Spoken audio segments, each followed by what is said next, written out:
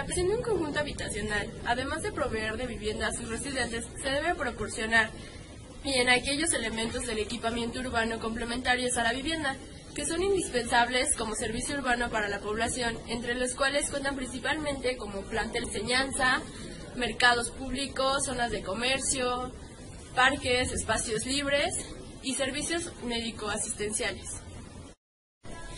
El equipamiento urbano se relaciona directamente con el número de viviendas de conjunto habitacional y con la densidad de población, por lo que en las unidades donde el número de viviendas y de la densidad sean elevados, se deberá dotar de un mayor equipamiento y de mayor área libre. Para efectos prácticos de la edificación del equipamiento, con respecto a los desarrollos urbanos realizados por las organizaciones dedicadas a la creación de vivienda, se ha llegado a un promedio de 4.000 a 5.000 personas por estos desarrollos, aunque hay desarrollos que han llegado a 10.000 habitantes. Por tales motivos, para efectos del presente análisis, se ha considerado establecer algunos rangos de fraccionamientos que permitan que la dosificación del equipamiento no solo se apoye en la normativa espacial, sino que a su vez, y considerando el número de habitantes por servir, dichas áreas libres y establecimientos coadyuven a la consolidación del conjunto y a la integración social de la comunidad. Los rangos seleccionados son para 1.500, 5.000 y 10.000 habitantes. Sin embargo, para efectos de dosificación, se especifican las normas de los servicios en metros cuadrados por cada 100 habitantes, lo cual permite calcular las áreas requeridas para equipamiento fuera de los rangos establecidos. En estas tablas de diseño urbano de Infonavit encontramos lo siguiente: equipamiento urbano. En esta tabla se hace referencia al límite inferior de vivienda y límite superior, en donde partiendo de ahí podemos suponer el equipamiento urbano necesario. Normas de dosificación del equipamiento urbano. En esta tabla podemos ver el equipamiento con su género de edificio, en donde aparece porcentaje de población atendida, número de viviendas a servir, área requerida en metros cuadrados sobre vivienda, y todo a partir del género de edificio. Equipamiento de espacios abiertos, áreas verdes y parques. En esta última tabla vemos la clasificación del equipamiento en espacios abiertos con respecto al área del tipo de vivienda. Clasificación de servicios de equipamiento urbano. Los servicios comunitarios se han agrupado de acuerdo con sus funciones de la siguiente manera.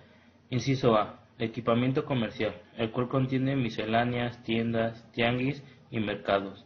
Inciso B. Educación y cultura, con jardín de niños, primaria y secundaria principalmente. Inciso C. Servicios y salud asistenciales, con dispensarios, centro de salud, guardería y clínica. Inciso D. Deporte y recreación, unidad deportiva y centro deportivo. Inciso E. Áreas verdes y espacios libres, con parques, jardines y juegos para niños. Porcentaje de población atendida. Es el porcentaje de la población total de un desarrollo que necesita contar con cualquiera de los servicios en particular. En dicho sentido, por ejemplo, el total de la población, o sea, el 100%, requiere acceso a diversos tipos de comercio o parques. Sin embargo, para el caso de un jardín de niños, solo el 6% de la población total necesitaría dicho servicio. Coeficiente de uso o número de habitantes. Indica el tamaño mínimo de población que necesita. Coeficiente de eficiencia. Se refiere al número de personas que una unidad de servicio de cualquier tipo pueda atender eficientemente. Por ejemplo, una escuela secundaria que funcione en 2 turnos puede atender satisfactoriamente a 1.800 alumnos. Un número menor no haría costeable el edificio y un número mayor de alumnos sería atendido en forma inadecuada. Área requerida, metros cuadrados por 100 habitantes. Indica la superficie aproximada de metros cuadrados que se requieren por cada 100 habitantes para cada servicio.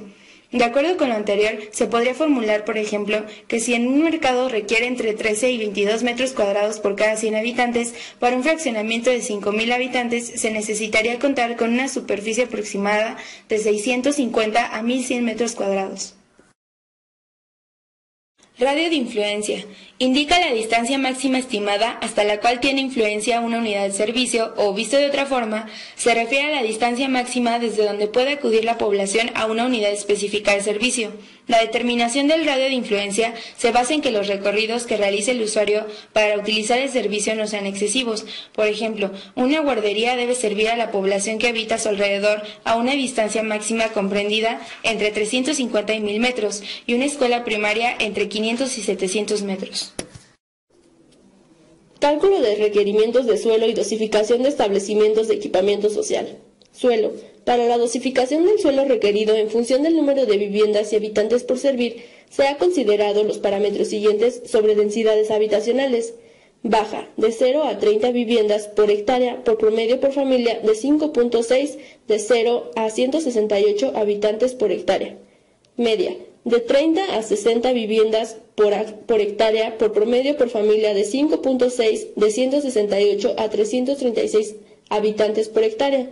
Alta, de 60 a 90 viviendas por hectárea por promedio por familia de 5.6, de 336 a 504 habitantes por hectárea. Comercio. Se incluyen los establecimientos de equipamiento comercial necesarios en un fraccionamiento de lotes y servicios entre los rangos de 1.500 a 10.000 habitantes, tales como misceláneas, tianguis y mercados públicos. Compatibilidad de usos. Es compatible con el comercio, la vivienda y la educación, incompatible con la industria, los servicios asistenciales y de salud. Se recomienda que la conexión vial se realice mediante vialidades secundarias. Tianguis. Porcentaje de población atendida 100%. Coeficiente de uso 1.500 habitantes. Coeficiente de eficiencia 75%. Metros cuadrados por cada 100 habitantes de 20 a 27 metros cuadrados. Radio de influencia 500 a 950 metros. Compatibilidad de uso. Es compatible con vivienda y educación, pero es incompatible con la industria y los servicios asistenciales y de salud. Se recomienda que la conexión vial se realice por medios viales, secundarios y locales. Mercado. Porcentaje de población atendida 100%. Coeficiente de uso 5.000 habitantes. Coeficiente de eficiencia 90%. Metros cuadrados por cada 100 habitantes. 7.5 a 10.5 metros cuadrados. Compatibilidad de usos. Es compatible con la habitación y la educación e incompatible con la industria y la salud. Se recomienda que la conexión vial se realice por medio de vialidad primaria y secundaria. Educación y cultura. Se incluyen los establecimientos de equipamientos que se consideran indispensables para el servicio comunitario, tales como jardín de niños, escuela primaria, secundaria y centro social. Escuela primaria. Porcentaje de población atendida 23%. Coeficiente de uso 2.600 habitantes, 2 turnos. Coeficiente de eficiencia 300 alumnos. Metros cuadrados por cada 100 habitantes 40 a 55 metros cuadrados. Radio de influencia 350 a 900 metros. Compatibilidad de usos. Es compatible con la vivienda, el comercio y la educación e incompatible con la industria y los servicios asistenciales. Centro social. Porcentaje de población atendida 100%. Coeficiente de uso 5.000 habitantes. Coeficiente de eficiencia 500 habitantes. Metros cuadrados por cada 100 habitantes 6.5 a 17 metros cuadrados. Radio de influencia 350 a 850 metros. Compatibilidad de usos. Es compatible con la vivienda y el trabajo. Se recomienda que la conexión vial se realice por medio de vialidad secundaria. Escuela secundaria. Porcentaje de población atendida 2.5 a 6%. Coeficiente de uso 3.600. Coeficiente de eficiencia 1.800 alumnos, 2 turnos. Metros cuadrados por cada 100 habitantes de 20 a 30 metros cuadrados. Radio de influencia 850 a 2.500 metros. Salud y servicios asistenciales. Se incluyen los establecimientos de equipamiento que se consideran indispensables para el servicio comunitario, como dispensarios, centros de salud y guarderías. Centros de salud. Porcentaje de población atendida 100%. Coeficiente de uso 10.000 habitantes. Coeficiente de eficiencia indefinido. Metros cuadrados por cada 100 habitantes 0.02 metros cuadrados. Radio de influencia 800 metros. Guarderías. Porcentaje de población atendida 4%. Coeficiente de uso 25.000 habitantes. Coeficiente de eficiencia 3 salas. Metros cuadrados por cada 100 habitantes 0.9 metros cuadrados. Radio de influencia 450 a 1.000 metros. Deporte y recreación. Se incluyen los centros deportivos con las áreas destinadas a campos de fútbol, béisbol, básquetbol, voleibol, frontón, atletismo y servicios complementarios. El índice promedio es de 5 metros cuadrados por habitante. Sin embargo, su dosificación en el caso de conjuntos y en relación con los usos adyacentes se plantea a partir de 50.000 habitantes. Juegos infantiles. Porcentaje de población atendida 62%. Coeficiente de uso, 2500. Coeficiente de eficiencia, variable, metros cuadrados por cada 100 habitantes, 500 metros cuadrados. Radio de influencia, 400 metros. Áreas verdes. Se refiere a los parques y jardines que deben dosificarse en los fraccionamientos, área en la cual se incluyen los juegos de niños. Parques y jardines. Porcentaje de población atendida, 100%. Coeficiente de uso, 5.000 habitantes. Coeficiente de eficiencia, variable. Metros cuadrados por cada 100 habitantes, de 500 a 1.000 metros cuadrados. Radio de influencia, 450 metros. Para concluir con este tema tan extenso y parámetros tan diversos, dependerá de la zona. Haré una recopilación de los puntos más sobresalientes del equipamiento urbano según los parámetros de los autores consultados, Mario Méndez y Corral Becker. Cada fraccionamiento cuenta con un equipamiento urbano acorde a la densidad de vivienda y población. La clasificación del equipamiento urbano está dada de la siguiente manera. Comercial. Comercial podemos encontrar desde que son tianguis, misceláneas y mercados. Educación y cultura. Podemos encontrar escuelas, salud y servicios asistenciales. Ahí encontramos centros y clínicas de salud. Deportes. Podemos encontrar centros deportivos. Áreas verdes son espacios y áreas libres destinadas para la recreación. Cada una de las clasificaciones del equipamiento urbano está dada por áreas requeridas por metros cuadrados por cada 100 habitantes. Esto con la finalidad de encontrar un mejor funcionamiento de cada clasificación según su radio de acción.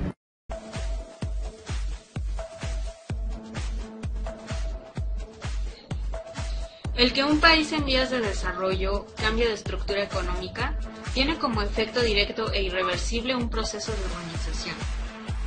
La urbanización tiene como característica principal la reubicación de la población dentro del espacio nacional, de la estructura tradicional en la que el alto porcentaje de la población es rural, a la moderna en la que la mayoría de la población cambia su residencia a las ciudades. La elevada tasa de crecimiento demográfico hace aún más intenso el proceso de concentración poblacional en las ciudades. Tal urgencia de urbanización va a requerir un cambio de actitud frente a los problemas. Uno de los requerimientos primordiales para el diseño urbano es la consideración de la infraestructura. Se denomina infraestructura urbana a aquella realización humana diseñada y dirigida por profesionales de arquitectura, ingeniería civil y urbanistas que sirven de soporte para el desarrollo de otras actividades y su funcionamiento, necesario en la organización estructural de las ciudades y empresas. Respecto a la clasificación de la infraestructura presente en una ciudad, tenemos primero el tipo de infraestructura energética, hidráulica, telecomunicaciones, transporte y edificación. Infraestructura energética. En este ámbito podemos contar con lo que son las redes de electricidad, la distribución de combustibles, así como las fuentes alternativas de energía. Infraestructura hidráulica. Aquí encontramos lo que se refiere a las redes de agua potable, las redes de alcantarillado y las redes de reciclaje como recogida de residuos, vertederos e incineradoras. Infraestructura en telecomunicaciones.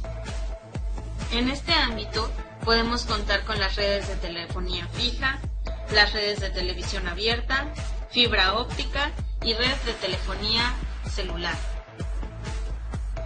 Infraestructura de transporte. En la infraestructura de transporte podemos encontrar todas las vialidades, tanto terrestres, marítimas y aéreas, ya sea por caminos y puentes, puertos o aeropuertos. Infraestructura de edificación. Aquí es donde encontramos lo referente al equipamiento urbano necesario para el desarrollo de la ciudad. Para un diseño urbano apropiado es necesario considerar la infraestructura uno de los elementos más importantes, lo que es la red eléctrica. La red eléctrica es una red interconectada que tiene el propósito de suministrar electricidad desde los proveedores hasta los consumidores. Consiste en tres componentes principales: las plantas generadoras, las que transmiten y las que transforman. El servicio que conforma la energía eléctrica proporcionado por la Comisión Federal de Electricidad consiste en 3 niveles, que es la alta tensión, la media tensión y la baja tensión, cada uno con sus distintos campos de acción. Alumbrado público. El uso apropiado del alumbrado público proporciona a la comunidad beneficios económicos y sociales. Entre tales beneficios se encuentra la reducción de accidentes nocturnos, disminuyendo las pérdidas humanas y económicas, así como la prevención del crimen que ayuda a la protección policial. La red de alumbrado público es un sistema de distribución completo que depende de su subestación y deberá ser congruente con el sistema vial de la zona urbana al que se implementará. El alumbrado público, a diferencia de las otras redes de servicio, debe ofrecerse desde la primera etapa en que se desarrolla una notificación. El sistema debe estar compuesto por circuitos o subsistemas que deben ser congruentes con cada etapa en que se desarrolla un fraccionamiento o una zona urbana. La distribución apropiada del flujo de luz de las luminarias es uno de los factores esenciales del alumbrado eficiente de calles. La luz que emana de las luminarias es controlada direccionalmente y proporcionada de acuerdo con los requerimientos de visibilidad. Todas las luminarias se pueden clasificar según sus patrones de distribución laterales y verticales. La distribución lateral se utiliza de acuerdo con la relación entre el ancho de la calle y la altura del montaje. La distribución vertical se emplea según la relación entre el espaciamiento de luminarias y su altura de montaje. Tipos de postes. Dentro del alumbrado público existen una gran cantidad de tipos de postes. Algunos de los más usados son los siguientes: punta de poste, el látigo, el tipo T, el poste múltiple, el lateral sin brazo, el lateral con brazo o tipo bandera. Tanto los árboles como el alumbrado público son indispensables en la escena urbana, por lo cual hay que buscar que no estén en conflicto, pues cuando esto sucede, la solución usual es tirar el árbol. El podar moderadamente los árboles puede reducir o eliminar estos problemas. El agua potable es uno de los recursos fundamentales para cualquier asentamiento urbano. Un proyecto urbano, por lo general, se realiza por etapas para ir generando ingresos y capital para finalizar las siguientes etapas. De aquí que sea recomendable como diseño el sistema de agua por circuitos, que debe corresponder a cada etapa del proyecto, lo que permitirá mayor eficiencia en la operación del sistema, así como mayor economía en su construcción y posterior mantenimiento. Se recomienda diseñar conjuntamente todas las redes de infraestructura, así como hacer coincidir el trazo de estos subsistemas de servicios. Algo muy importante son los datos del proyecto que debemos de tener para lograr nuestra localidad urbana. Entre los que tenemos que tener en claro cuentan la población actual del proyecto, la dotación para cada habitante, el gasto máximo y el gasto diario, también como las fuentes de abastecimiento, el tipo de captación, la conducción y capacidad que va a tener esta red de agua. Bien, ahora les hablaré sobre el proceso para abastecer el sistema de agua potable. El primer paso es la captación, la cual se trata de la concentración de recursos acuíferos. El segundo es la desinfección del agua, la cual siempre tiene que ser tratada para ser consumida por los humanos. La tercera es el almacenamiento, la cual puede ser en torres o en tanques para el agua potable. Después sigue la conducción y su posterior abastecimiento hacia la localidad urbana. El siguiente paso es la desinfección del agua o potabilización. Si la calidad del agua no satisface las normas que exige el Reglamento Federal sobre obras de provisión de agua potable, deberá someterse a procesos de potabilización. Sin embargo, en todos los casos deberán proveerse equipos de desinfección del agua, el cual es por medio de un sistema llamado cloración. El siguiente paso es el almacenamiento. Primero debemos de saber la capacidad del tanque, que está en función del gasto máximo diario de la ciudad y de la ley de demandas de la localidad. Esto debe ser en tanques, las cuales pueden ser a nivel o tanques elevados. En los tanques a nivel se situarán una elevación natural que tenga una proximidad con la zona urbana, de manera que la diferencia de nivel del piso del tanque con respecto a los puntos más bajos a abastecer será de 15 a 45 metros. Por medio de tanques elevados será cuando no sea posible una tanque superficial natural. Después siguen las líneas de conducción, la cual está destinada a transportar el agua procedente de la fuente de abastecimiento hasta un punto que puede ser un tanque de regularización o el punto donde permite una línea de alimentación. Su capacidad se calculará de acuerdo con el gasto máximo diario. Para las líneas de conducción tenemos de dos tipos. La primera es conducción por bombeo y la segunda es conducción por gravedad. La conducción por gravedad puede ser por medio de canales a cielo abierto o también de tuberías. Los componentes de la red se denominan de la siguiente manera, de acuerdo con la magnitud de sus diámetros. Primero son las líneas de alimentación, después las tuberías principales o troncales, y por último las líneas secundarias o de relleno. Una línea de alimentación es una tubería que suministra agua directamente a la red de distribución, que puede partir de una fuente de abastecimiento hasta donde se hace la primera derivación. La siguiente tubería en importancia, en cuanto al gasto que por ellas discurre, son las tuberías principales o troncales. Y una vez localizadas las tuberías de alimentación principales, las que cubren la totalidad de las calles se les llama tuberías secundarias o de relleno. Estas tienen menor diámetro y por ella podemos conectar cada uno de los terrenos por medio de una toma domiciliaria. Alcantarillado. Problemas. Las aguas negras deben entubarse como requisito básico para lograr un medio ambiente higiénico, libre de contaminación del aire, agua y tierra, pues de lo contrario las aguas negras se vuelven un agente altamente contaminante que afecta a todos los organismos vivientes que la circundan. Criterio general del sistema. Componentes del sistema de alcantarillado.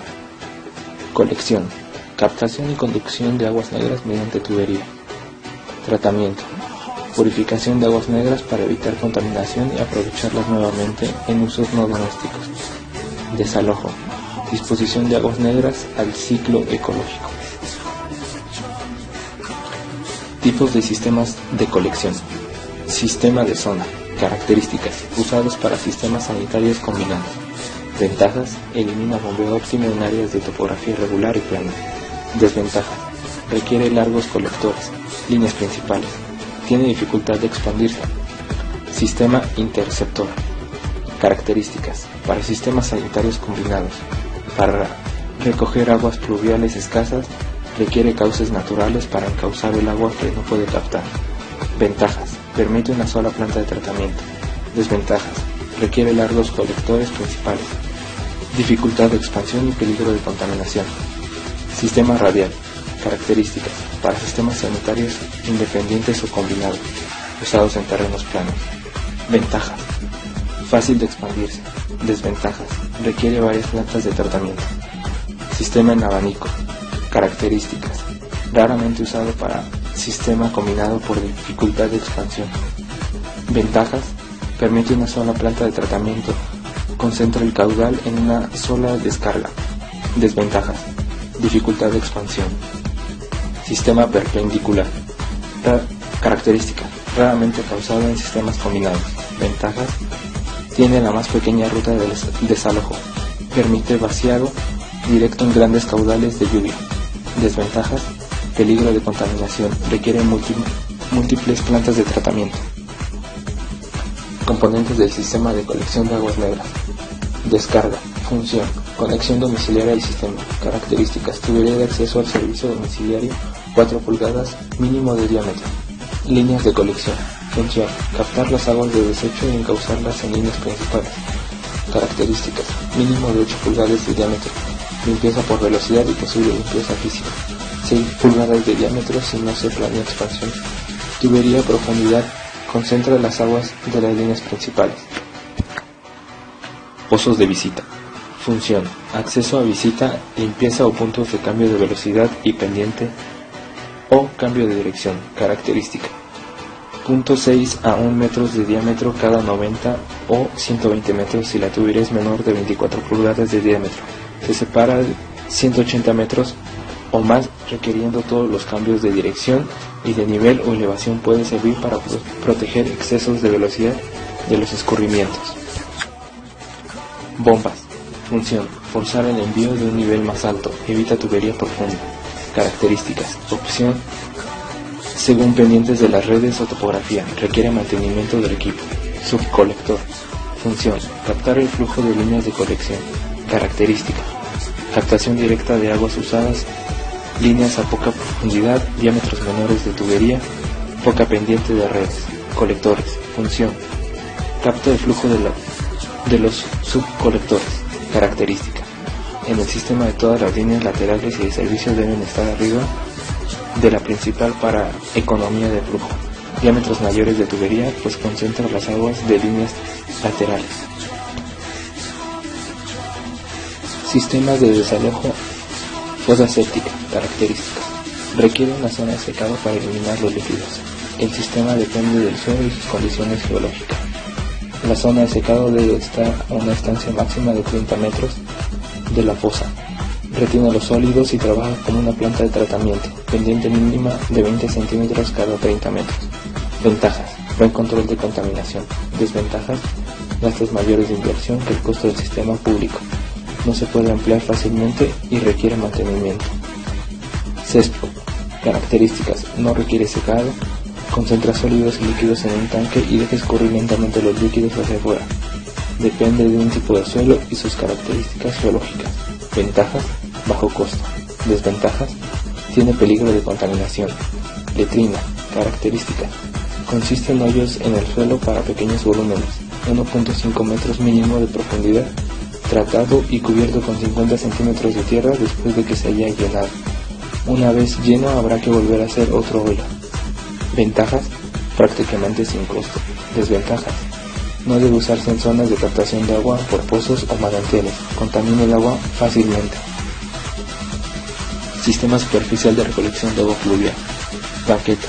Función: control inmediato de aguas de lluvia hasta conducirlas por tubería si es necesario. Características: los andadores serán con pendiente para mantener al peatón sin pisar sobre charcos y para colectar el agua de lluvia. Ventajas: bueno para lugares donde llueve poco. Desventajas: mucha agua de lluvia inunda las banquetas. Calles. Función: dirigir los escurrimientos hacia las cunetas. Características: la calle lleva una curvatura en el centro para permitir el paso vehicular y controlar el agua hacia las cunetas laterales. Ventajas: tiene economía de diámetro de tubería. Desventajas: tiene uso múltiple en un sistema existente que requiere mantenimiento. Zanjas o cunetas. Función: escurrimiento superficial del agua. La cuneta controla el agua en la dirección deseada. Características: las zanjas tienen requerimientos estándares, localizados usualmente en los lados de la calle para recibir el agua. Cunetas de 15 o a 25 centímetros para concentrar el agua en volúmenes deseados que invierten tuberías de diámetro previsto. Ventajas: economía para la conducción de agua pluvial. Bueno para lugares en donde llueve mucho. Desventajas: requiere mantenimiento constante. Tratamiento de aguas negras. Por sistema. Características: el tratamiento consiste en separar sólidos y partículas materiales del agua corriente por lagunas de desección o disecación. Función: uso de bacterias y algas para purificar. Características: profundidad de 1 metro y máxima 1.5 metros en donde la luz solar es necesaria para la fotosíntesis. El nivel debe ser uniforme. El fondo puede ser pavimentado en base de arena y tierra compactada. El sistema consiste en la relación entre el flujo y la evaporación. Para pequeñas áreas, el sistema debe prever aumentos de flujo posibles. Se localizarán lejanas al abastecimiento de agua y por razón de seguridad de 400 a 800 metros de áreas residenciales.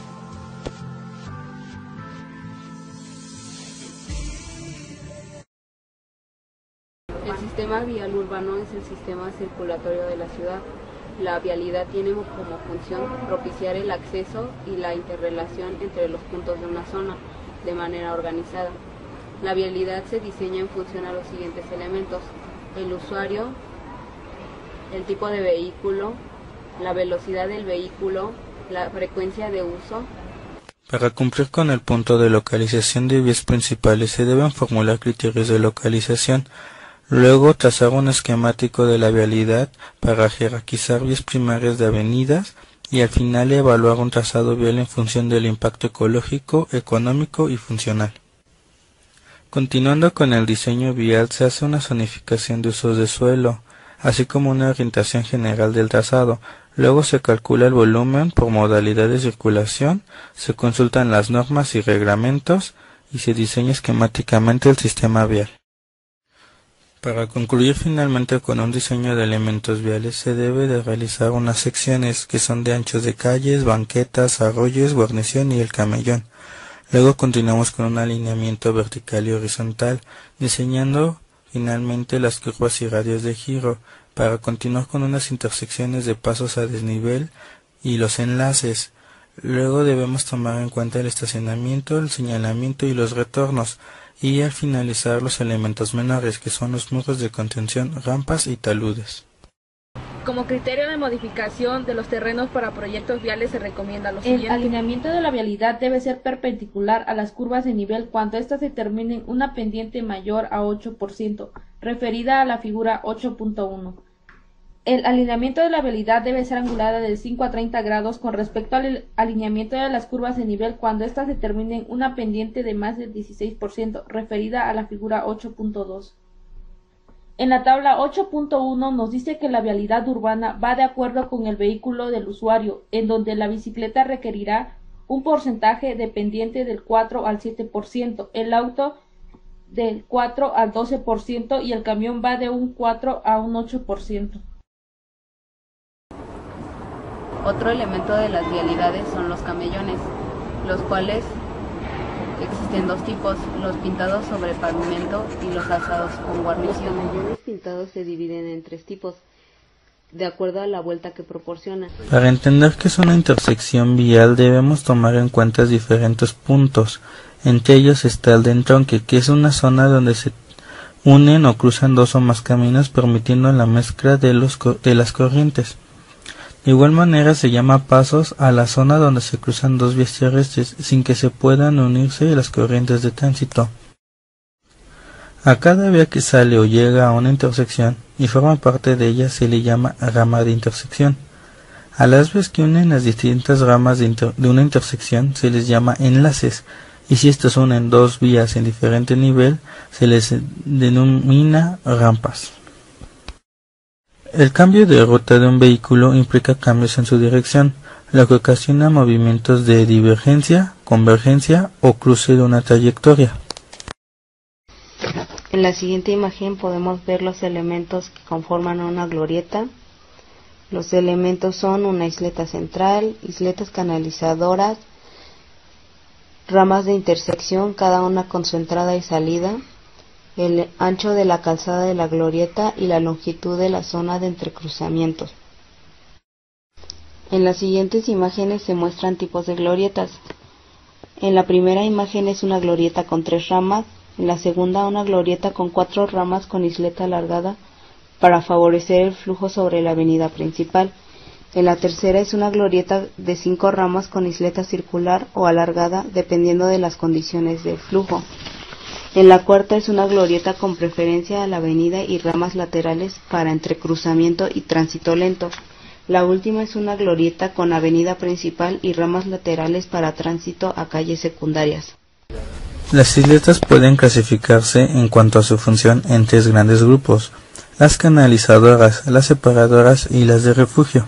Las isletas canalizadoras deben colocarse de tal manera que el curso apropiado del viaje parezca obvio, continuo y fácil de seguir. Las isletas separadoras ofrecen ventajas especialmente para controlar el tránsito que da vuelta a la izquierda en las intersecciones enviajadas. Y las isletas de refugio son aquellas que se colocan sobre o cerca de un paso de peatones para ayudar y proteger a estos cuando cruzan el camino.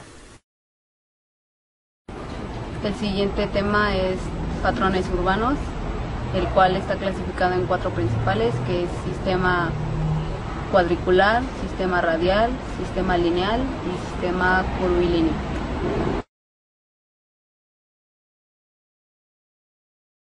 A continuación les mencionaré los criterios particulares de diseño tomados en cuenta en la relación del peatón. Entre los criterios particulares de diseño mencionaremos los siguientes. Franja lateral. En calles urbanas con curvas se recomienda dejar por lo menos 50 centímetros de franja lateral a partir de la guarnición.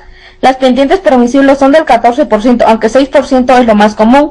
Las bocas de tormenta y guarnición están diseñadas para propiciar el desagüe pluvial y para delinear el borde de la calle. Se recomiendan las esquinas curvadas para facilitar las maniobras de vueltas. Los camellones anchos dan jerarquía vial y hacen seguro el cruce de peatones, así como el uso de remetimientos en camellones para dar vuelta y así no obstaculizar la circulación de vehículos. Se debe considerar además el acceso a lotes separados del arroyo pavimentado para no entorpecer la circulación vehicular, el uso de banquetas jardinadas para hacer más agradables los recorridos de los peatones y alojar las redes de infraestructura. En los cruces de calles en ángulo recto se propician óptimas condiciones de visibilidad y ensanchamiento de banquetas. En cruces brinda al peatón condiciones seguras en el cruce.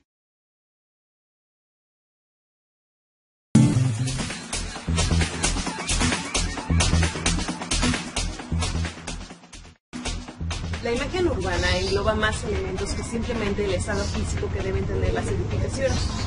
La concepción, el disfrute e identificación de las personas con su colonia o barrio, con los espacios en donde desarrolla sus actividades y se interrelaciona con el resto de la comunidad y donde expresa sus tradiciones, representan en conjunto la razón por la cual la imagen urbana de la ciudad se convierte en un elemento importante para la población. A continuación, presentamos los conceptos básicos de imagen urbana, así como los elementos que la componen y su interrelación. Comenzamos.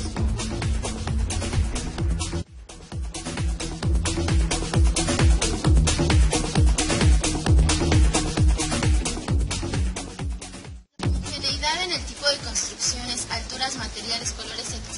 de las edificaciones urbanas produce un paisaje monótono, cansado y poco susceptible de retención en la memoria.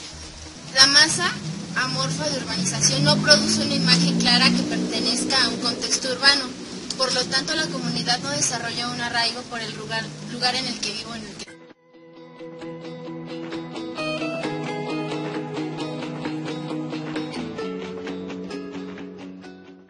La legibilidad de la ciudad es una cualidad visual específica, es decir, es la facilidad con que pueden reconocerse y organizarse las partes de la ciudad de una pauta coherente, en una pauta global.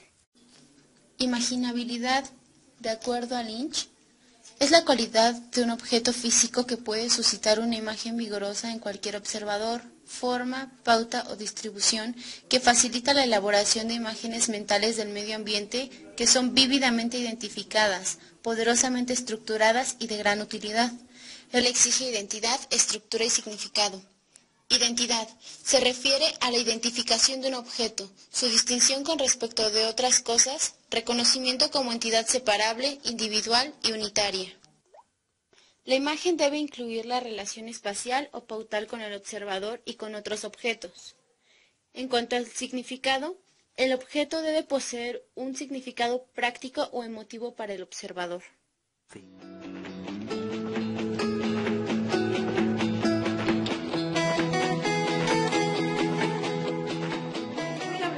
Metodología del diseño.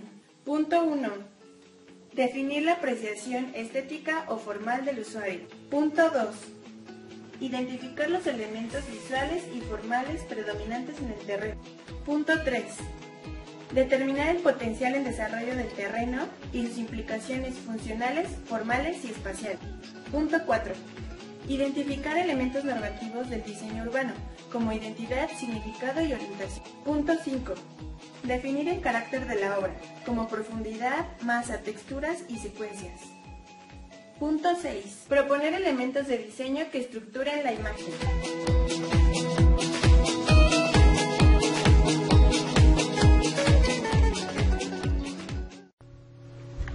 Los contenidos de las imágenes de la ciudad que ha estudiado Kevin Lynch son referibles a formas físicas y pueden ser clasificados dentro de 5 tipos de elementos: sendas, bordes, barrios, nodos e hitos. Estos elementos pueden definirse en la siguiente forma. Las sendas son los conductos que sigue el observador normalmente, ocasionalmente o potencialmente. Pueden estar representadas por calles, senderos, líneas de tránsito, canales o vías férreas.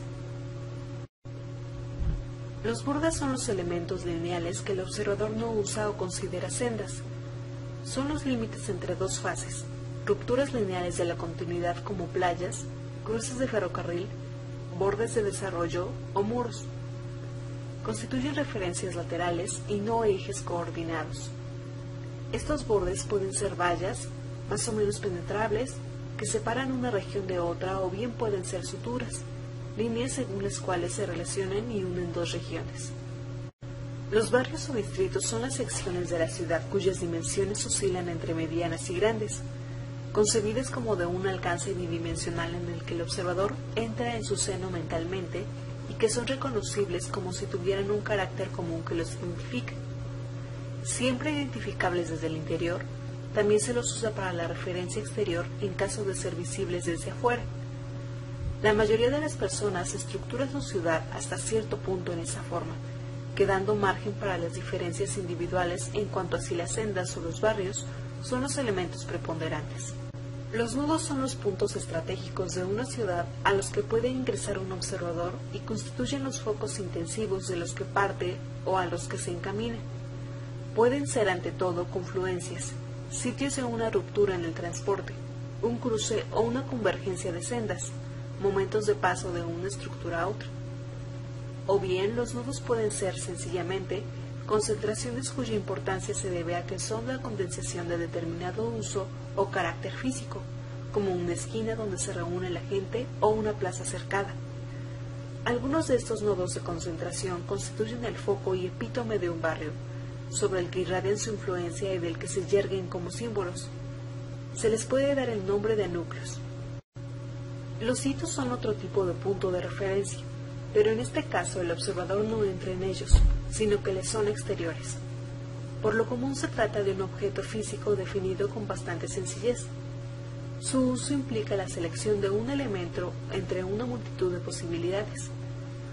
Algunos hitos están distantes y es característico que se los vea desde muchos ángulos y distancias, por arriba de las cúspides de elementos más pequeños, y que se los utilice como referencias radiales.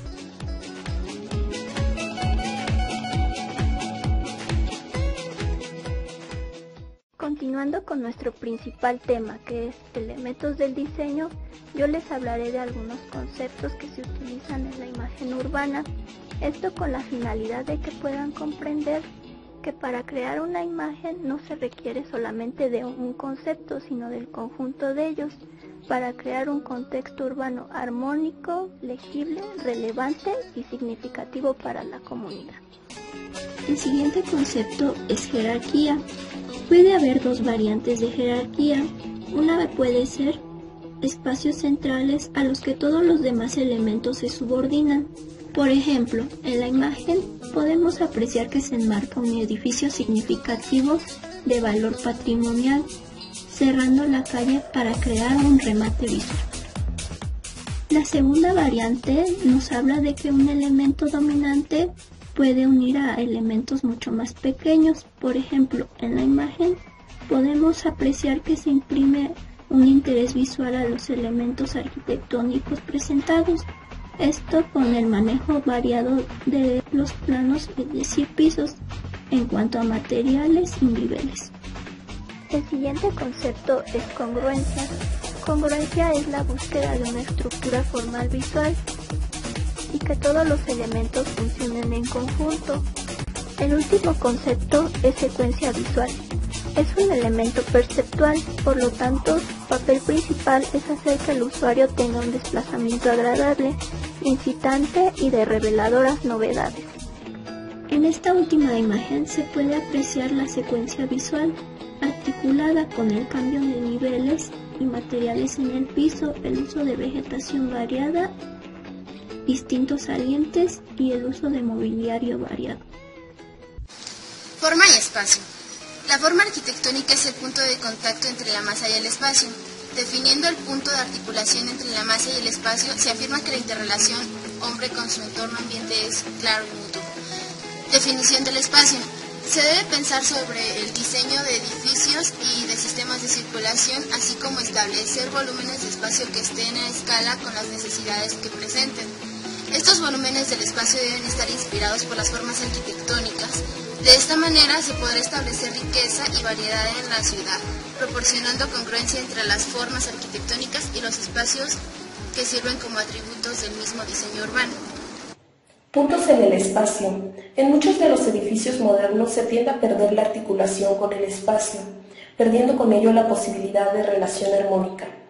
Relación con el hombre. Las formas deben estar en escala de tal manera que envuelvan a la gente dentro del edificio.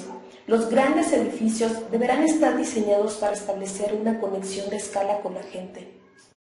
Y finalmente, las continuidades simultáneas. La continuidad de la experiencia espacial en términos de series de sistemas de movimientos basados en diferentes velocidades y en diferentes modalidades de desplazamiento, interrelaciones unos con los otros, ayuda a mejorar nuestro entendimiento de la vivencia en la ciudad. El diseñador deberá interesarse en las impresiones que un observador puede recibir en el momento de desplazarse en un vehículo o a pie o a través de diferentes recorridos en la ciudad. El éxito de un proyecto urbano en gran medida radica en la imagen que transmite y en cómo la comunidad urbana lo percibe y lo incorpora a sus referencias mentales de la ciudad. En la medida en que el diseño proyecte con claridad y vigor su imagen, esta tendrá mayor impacto e influencia en la percepción de... Estructurar la imagen de un proyecto urbano es un ejercicio conceptual.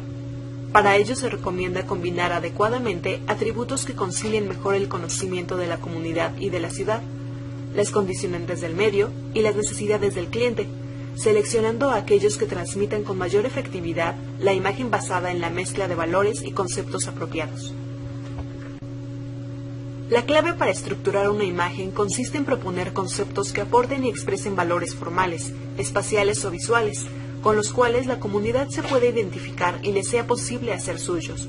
En otras palabras, la imagen de un proyecto se basa originalmente en la interpretación que el diseñador hace de los valores de la comunidad o del cliente.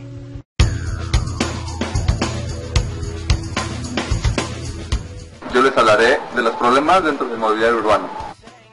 En este esquema a continuación definimos la metodología de diseño sobre el mobiliario urbano. Como paso número 1 hay que identificar problemas de ausencia de mobiliario. Después, determinar trayectorias y volúmenes de los usuarios en la zona de estudio y definir puntos de conflicto. Derivar requerimientos funcionales y de demanda, así como definir condiciones formales y espaciales de la zona de estudio y la ergonomía del usuario. Se formulan criterios de diseño tales como estilo, proporción, material y color por mueble. Se debe de consultar una imagen urbana sobre confort, legibilidad, identidad. Se deben de proponer alternativas del mueble según diferentes criterios. Y esos criterios se tienen que evaluar con alternativas como resistencia, capacidad y costo. Seleccionar la alternativa que ofrezca mayor ventaja y después proponer maqueta, modelos o prototipos con dimensiones y sistemas de producción. Y así buscar la mejor colocación del mueble para que cumpla su función. El mobiliario urbano en ocasiones obstruye visualmente superficies o espacios urbanos. Esta obstrucción genera un deterioro y una mala calidad del espacio, así como también una confusión visual. El mobiliario urbano generalmente obstaculiza la circulación al estar mal colocado en banquetas, andadores y áreas peatonales. Uno de los problemas más comunes es el exceso de postería, en donde se adhiere cierto tipo de grafismo, lo que hace difícil su localización de este mobiliario en las calles. Por otro lado, el mal diseño del mobiliario dificulta su uso. Por ejemplo, los basureros, cuyo mecanismo de la tapa se traba con frecuencia o no cierra bien, y el agua se mete y moja la basura, lo cual acelera el proceso de descomposición causando malos olores. El siguiente punto son los criterios generales de diseño, en el cual se busca una continuidad en el diseño de objetos individuales y una coherencia de los objetos agrupados para lograr escalas de diferentes elementos en relación a su entorno y a una integración visual dentro del paisaje urbano.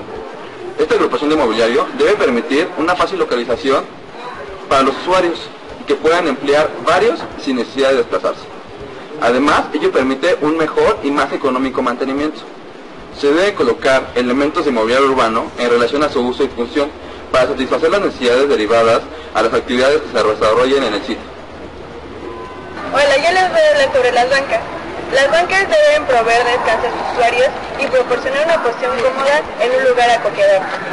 Conviene adecuar ergonómicamente las bancas al usuario a fin de que él logre una posición confortable. Se recomiendan las siguientes dimensiones en una siguiente tabla. En la siguiente tabla podemos ver los tipos, los perfiles, la altura del asiento, la altura del respaldo, la inclinación del respaldo, el ancho del asiento, así como el largo del asiento y la permanencia en horas según el confort. Es indispensable ubicar las bancas en lugares parcialmente asoleados o sombreados y en la cercanía de plantas para que el usuario descanse en un lugar agradable. Además, se debe permitir que desde el lugar de ubicación de las bancas se tenga vista a lugares de actividad como comercios, tránsito, áreas de juego, con lo cual se logrará el esparcimiento del usuario mientras está sentado. Además, se deben seleccionar materiales adecuados al medio ambiente, que no retengan el calor o el frío, materiales rugosos o lisos y que no se astillen. El apoyo de brazos y espalda aumentan el confort. El apoyo de los brazos también brinda ayuda para sentarse o pararse de la banca. Las superficies para sentarse deberán tener orificios para dejar pasar el agua y evitar que se estanque. Yo les voy a hablar acerca de los basureros, los cuales sirven para recopilar y almacenar los desechos, los cuales sirven para el cuidado del medio ambiente. Deberán ser accesibles y manejables, y su uso debe estar al alcance del usuario para facilitar el depósito de los desechos. Es muy conveniente asegurar los basureros a banquetas, postes o paredes para evitar el vandalismo. Los basureros deberán tener tapa para evitar la entrada de agua y la salida de los malos olores. El interior deberá ser removible para facilitar el vaciado de los desperdicios. Los basureros se deben diferenciar por medio del color para facilitar la identificación de los mismos en el medio urbano. Conviene comprobar la exposición a las condiciones climáticas y la protección contra el vandalismo al seleccionar los materiales que den mayor durabilidad. Se debe permitir el cambio de elementos secundarios, partes de ensamble, cuando estos se excidan por efectos de la intemperie. Para evitar estos costosos cambios se recomienda darles un adecuado mantenimiento. A continuación se muestra una tabla sobre los tipos de basureros, el perfil, las dimensiones, el material y el tipo de basura que debe ser recolectado en cada uno de ellos. A continuación se muestra una tabla sobre el mobiliario urbano, el tipo de mobiliario, la función, la resistencia a la intemperie, las dimensiones, tipo de materiales usados, la localización, tanto el lugar como la distancia que debe haber entre ellos, el mantenimiento, la observación con respecto a la calidad visual y el vandalismo. Hola, yo les voy a hablar sobre las casetas telefónicas. En la vía pública existen medios de comunicación individual a través de teléfonos que necesitan para su uso una concha acústica o caseta para proporcionar privacidad. Las partes que los componen son la cabina que contiene el aparato telefónico, un apoyo para recargarse y un espacio suficiente para que el usuario se aísle de la demás gente. La cabina se debe ambientar al medio urbano armonizando con los demás muebles urbanos. Debe tener un tamaño proporcionado a las medidas de los usuarios, como es la altura, el ancho y el volumen. Existen tres tipos de casetas. El primero es el poste con burbuja, con una altura promedio de 1.80 metros. El segundo es la cabina, de dimensiones de 0.80 por 0.80 centímetros y 2 metros de altura. Y finalmente el aislado, de altura de 1.70 metros.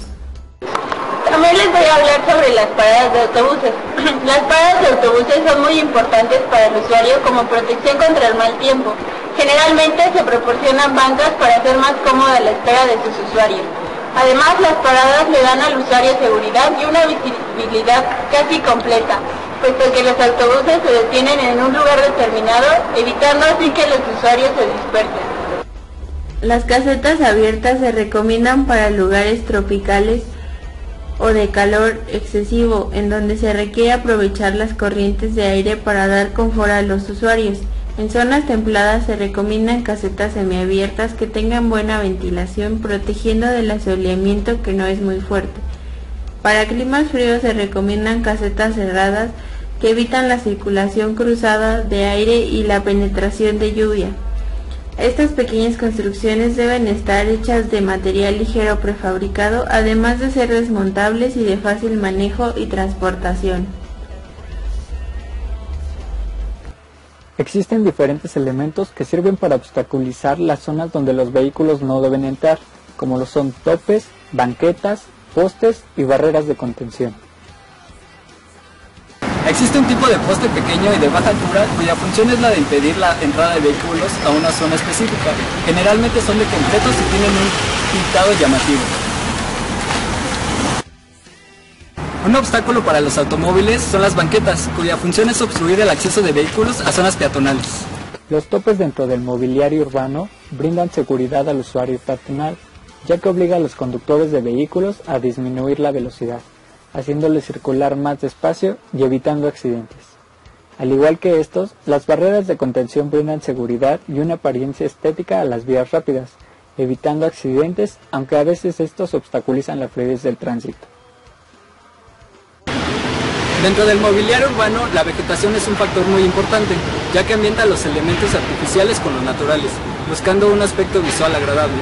Se pueden conjugar los andadores peatonales con jardineras, árboles no muy altos o zonas de pasto, y aprovechar los colores de la vegetación para combinar con materiales como son terrazos, ladrillos o adoquines. Un río o arroyo se puede integrar visual y funcionalmente en los recorridos peatonales, como área de recreación, contando con elementos decorativos de jardín como las fuentes y estanques, combinándolos con vegetación, en jardineras, macetones o también con estatuas o esculturas, y dando sensación de frescura y naturalidad. Ahora les voy a hablar sobre los juegos infantiles. Los puentes colgantes son una atracción importante para los niños. Los materiales empleados para su construcción son troncos de madera, cuerdas y redes de mecate. Generalmente se instalan en parques y áreas dedicadas para la recreación infantil. En la siguiente tabla podemos encontrar los diferentes tipos, las dimensiones, la resistencia y los materiales de los juegos infantiles. Los columpios y pasamanos son juegos muy concurridos por los niños.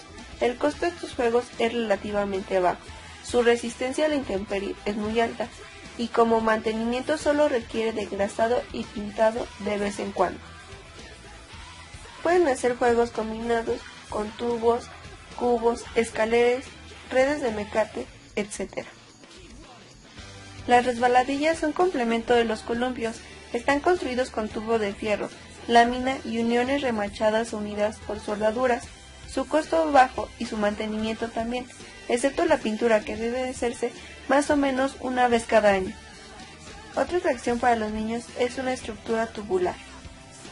Frecuentemente los juegos sencillos, como túneles, laberintos, colinas, puentes o areneros, tienen mayor aceptación por parte de los niños que los juegos más sofisticados.